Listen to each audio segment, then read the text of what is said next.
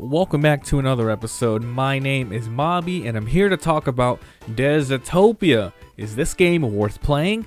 Let's talk about it. I'll be covering the story, the gameplay, graphics, audio, and my overall impressions. This game comes out, well, it came out already, January 23rd, 2020. This is a side-scrolling shoot 'em up. It was developed by Hey, just 3 letters, capitalized H-E-Y, and it was published by Hanaji Games GK. Let's start with the story. So, if you look at the Steam page, it pretty much says strange and unusual creatures inhabited Earth's underground, unknown to humankind.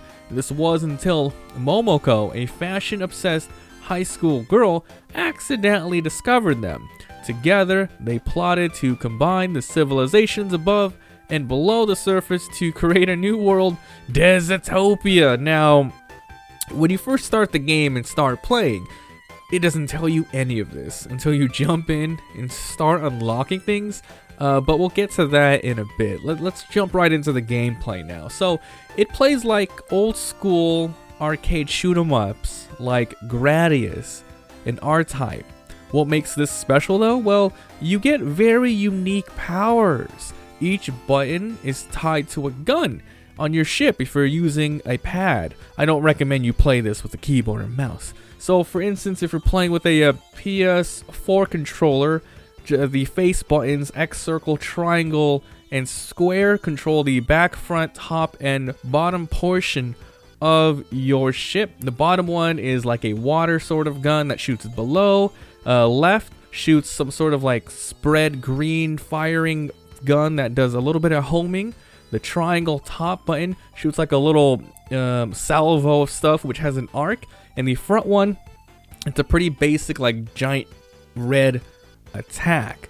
Now, you can upgrade these moves and they can be charged.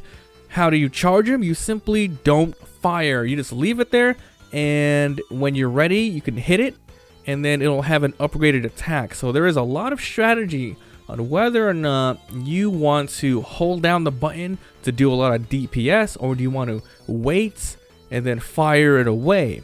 The reason why you want to wait is not only for increased damage, but you also move slower when your ship is firing multiple guns at once, because you can potentially shoot all 4 at the same time. In fact, when you hit the L1 button, you go between a fixed and a free mode. If you leave it in a fixed mode, all you have to do is tap one of the face buttons, and then it is continuously firing, so you can focus on the other directions. But you can leave it in free just in case you want to, strategize a little bit more. It's pretty amazing that way.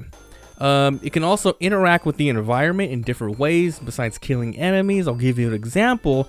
Your down attack is a sort of water attack, but if you charge up plants, you can water them, they give you currency and stuff. So I said you can power them up besides charging them, and this is where the shop comes in. This is a really interesting sort of feature they have here. Sometimes in these sort of games, you would collect money through either finishing a mission or picking up drops. Here, once you get enough currency, and it's a weird currency, they're called animal currency. There's like bears and deers and stuff, and every time you pick one up, it gives you a certain, currency number, 1 through 5 or something like that. And once you hit a threshold, you automatically enter the shop in the middle of the stage. The game does tell you through the tutorial that you are invincible for a couple of seconds when the shop activates. So you fill up the bar, 3 seconds later it activates, and then you either move physically left, right, up, or down, and it is random the types of upgrades that you can get. For example, you can get more bombs, which is tied to your R1, and pretty much it's a wave clear attack to get rid of projectiles and enemies, and does a decent amount of damage to bosses. You can heal or get some life of max. You can get stronger overall weapons for your gun, like, hey, I know there's going to be a boss that I'm going to be shooting for towards the top. I'm going to purchase the salvo upgrade so it splits and does, cool things like that. So besides all that stuff, you start with 2 routes. You start the game and then you just pick 2, and then you just go through it. There's a couple of stages on each one, with you traveling through a level, either through water, through space, through a forest, and a bunch of enemies. You kill them, you level up your guns, and there are sometimes secrets, but I'll talk about that also in a bit. You have to defeat the levels, and then there are some extra conditions, like beating it under 15 minutes to enter, harder stages. So throughout the levels, while blasting through everything, you pick up things to fill out the museum.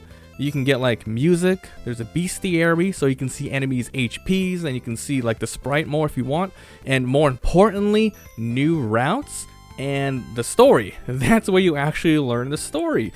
According to the Steam page, there are 24 stages, 21 bosses, around 21 routes. There's supposed to be a dynamic difficulty, but I'm not sure what that means. It's supposed to scale to your skill. It's weird. So let's move on to the graphics. It feels very old school, but that's definitely not a bad thing. I love old school shooters, one of my favorite retro genres.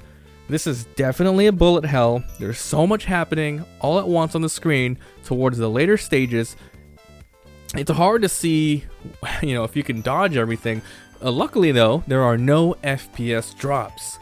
It was kind of hard to see what's going on, but I would recommend, if you do play a lot of these types of games like Touhou or something, this should be no problem whatsoever as well.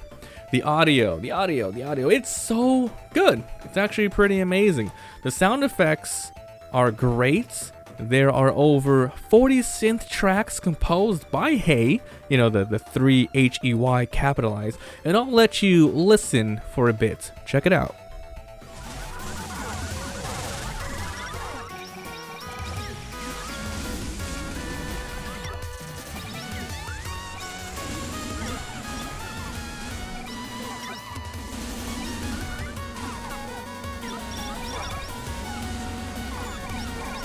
So right now it is $19.99 on Steam.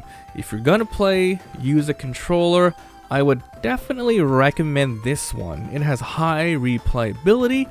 $19.99 might be on the steep end. This is an indie game for sure, and I feel like if it was maybe $9.99, max $14.99, it would be okay. But ooh, $20 is kind of a lot. But there should be a lot of stuff here for you guys. So if you guys enjoyed, please leave a like. It helps a lot. And if you haven't already, subscribe for more first impressions and in-depth reviews for games that I try. Let me know what you think about this game in the comments, and I'll see you guys next time.